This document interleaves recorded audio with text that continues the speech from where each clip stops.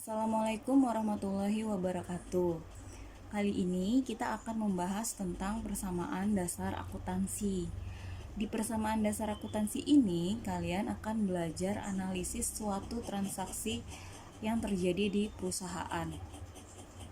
Sebelumnya, kalian sudah mempelajari tentang golongan akun. Oke, mari kita review tentang golongan akun. Golongan akun ada 5. Oke. Yang pertama ada harta, lalu ada utang, modal, pendapatan, dan beban. Oke, kita bahas satu-satu.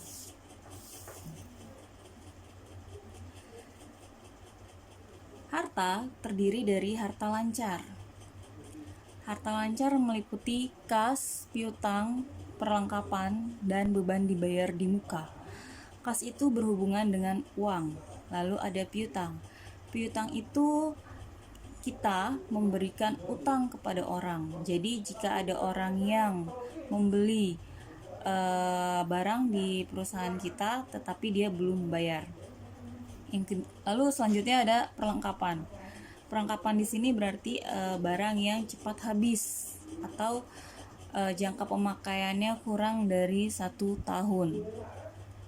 Lalu ada beban dibayar di muka. Beban dibayar di muka ini contohnya seperti ini. Kalian membayar sewa kos untuk 1 tahun ke depan. Nah, itu disebut beban dibayar di muka. Lalu ada harta tetap. Harta tetap terdiri dari peralatan, kendaraan, gedung, mesin. Kalau harta tetap berarti dia pemakaiannya lebih dari 1 tahun. Contohnya ada peralatan, kendaraan, gedung, dan mesin tadi. Lalu ada investasi jangka panjang. Contohnya saham. Lalu ada tidak berwujud. Contohnya hak cipta, hak paten. Oke. Sekarang kita lanjut ke utang. Utang terdiri dari utang lancar, berarti jangka waktu pelunasannya kurang dari 1 tahun. Contohnya utang gaji, utang listrik.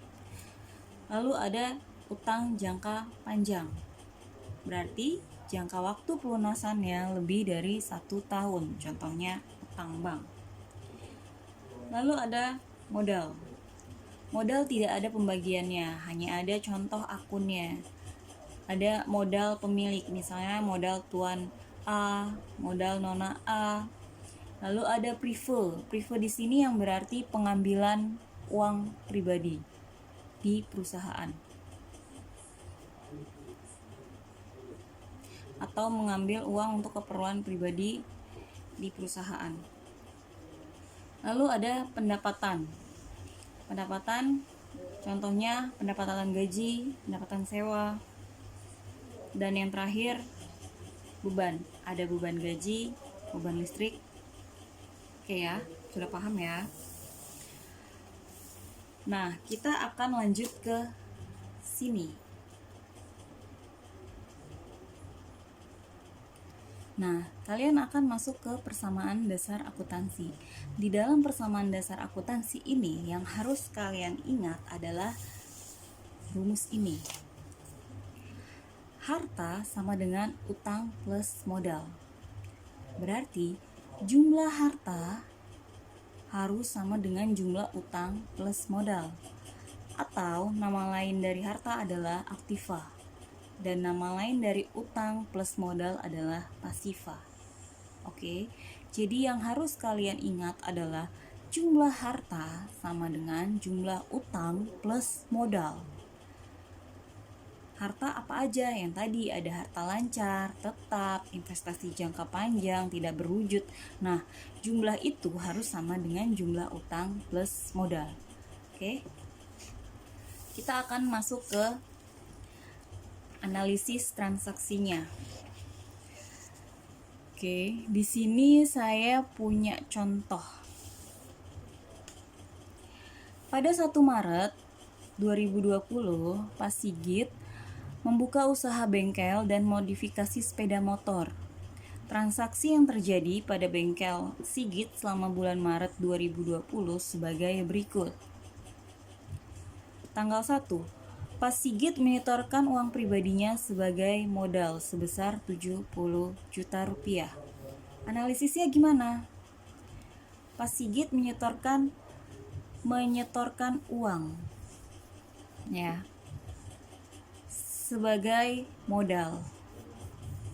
Kalau kita menyetorkan uang ke perusahaan, berarti kasnya akan bertambah kan? Oke, berarti analisanya harta akan bertambah berupa kas. Lalu modal juga tentunya akan bertambah sebesar 70 juta. Nah, di sini kalian bisa lihat jumlah harta sama dengan jumlah modal. Hartanya di sini bertambah, modalnya juga bertambah. Ya. Lalu yang kedua, tanggal 2, membayar sewa tempat usaha untuk bulan Maret sebesar 2 juta. Membayar sewa. Kalau kita membayar sewa berarti kas kita berkurang kan? Kas itu adanya di harta. Berarti harta kita berkurang. Lalu apa lagi? Modal kita juga berkurang karena jumlah harta harus sama dengan jumlah utang plus modal. Tanggal 4, membeli peralatan bengkel seharga 30 juta baru dibayar tunai 20 juta dan sisanya dibayar kemudian. Membeli peralatan. Oke, membeli peralatan. Berarti peralatan kita bertambah sebesar 30 juta, ya kan? Lalu baru dibayar tunai. Berarti kas kita berkurang atau harta kita berkurang 20 juta. Dan sisanya dibayar kemudian. Berarti namanya utang. Dan utang kita bertambah sebesar 10 juta. Sisanya kan? Oke, paham ya? Lalu tanggal 5, membeli perlengkapan. Oke. Kalau kita membeli perlengkapan, berarti perlengkapan kita bertambah. Karena kita membeli berarti kas kita juga berkurang. Lalu tanggal 9, menerima jasa modifikasi sepeda motor sebesar 3 juta. Menerima jasa berarti kas kita juga bertambah. Berarti harta kita bertambah ya. Dan modal juga bertambah. Karena modal akan menambah pendapatan. Oke, sekarang tanggal 20. Mengambil uang untuk keperluan pribadi. Mengambil uang untuk keperluan pribadi tadi namanya adalah prive. Berarti harta kita akan berkurang berupa kas dan modal kita juga akan berkurang. 21. Memperoleh pendapatan jasa. Berarti harta kita akan bertambah, modal juga akan bertambah. 25. Penyusutan perlengkapan pada bulan Maret sebesar 500. Penyusutan itu apa sih? Berarti pengurangan ya. Perlengkapan yang kita punya berkurang, berarti harta kita akan berkurang, modal kita juga akan berkurang. Oke. Sampai di sini kalian paham ya. Nah, saya akan kasih kalian soal tentang analisis transaksi. Nanti kalian akan mengerjakan soal itu ya. Kalian coba bagaimana caranya kalian menganalisis suatu transaksi. Oke? Selamat mengerjakan.